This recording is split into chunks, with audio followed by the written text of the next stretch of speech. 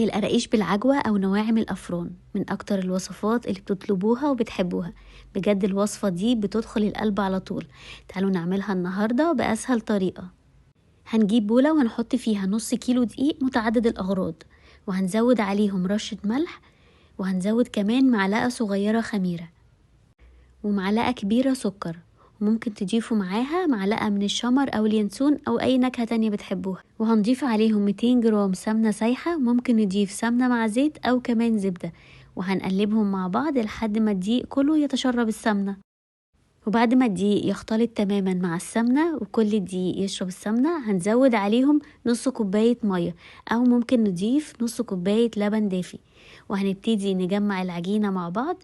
هنلمها كويس لحد ما العجينة تتشرب المية كويس جدا ويتكون معانا عجينة متماسكة. وهنلم العجينة زي كده ونحطها في البولة وهنغطيها وهنسيبها ترتاح لمدة 10 دقايق علشان العجينة ما تشدش معانا واحنا بنشكلها. وبعد ما العجينة هترتاح معانا هنفردها بشكل مستطيل بالسمك اللي احنا عايزينه. انا هفردها دلوقتي بشكل رفيع، وهنبتدي نشيل كل الزوايد اللي موجودة في العجينة علشان يدينا مستطيل متساوي، علشان واحنا بنلف العجينة ما يظهرش معانا زوايد تانية. وبعد ما نشيل كل الزوايد اللي موجودة في العجينة وتبقى شكلها مستطيل متساوي زي كده، هنجيب التمر بعد ما نكون فردناه في كيس بلاستيك وبردناه كويس في التلاجة، وده بيكون شكله. هنشيل من عليه الكيس البلاستيك، بعدين نحطه على العجينة ونبتدي نلفها بشكل رول. زي ما قلتلكوا تقدروا تعملوها بالسمك اللي انتوا حابينه.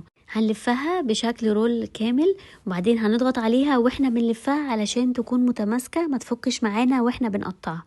بعدين هنجيب سكينة ونبتدي نقطعها بشكل متساوي.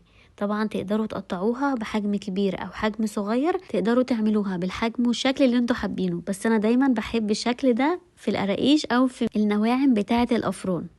وبعدين هنجيب بولة وهنحط فيها بيض ولبن، وبولة تانية نحط فيها سمسم، ونبتدي ننزل كل قطعة في البيض واللبن وبعد كده نحطها في السمسم، وبعدين هنرصها على الصاج بشكل متساوي. تقدروا تدهنوها بالفرشة زي ما انتوا حابين، بس انا بالنسبة لي الطريقة دي اسهل كتير. وهندخلها الفرن على حرارة 180 لمدة ربع ساعة. وبعد ما القراقيش توصل للون الذهبي هنقدمها مع احلى كوباية شاي. بيتهيألي مفيش احلى ولا اطعم من كده. هتستنى تجربوا الوصفة وتقولوا لي رأيكم فيها، ويا رب الوصفة تكون عجبتكم.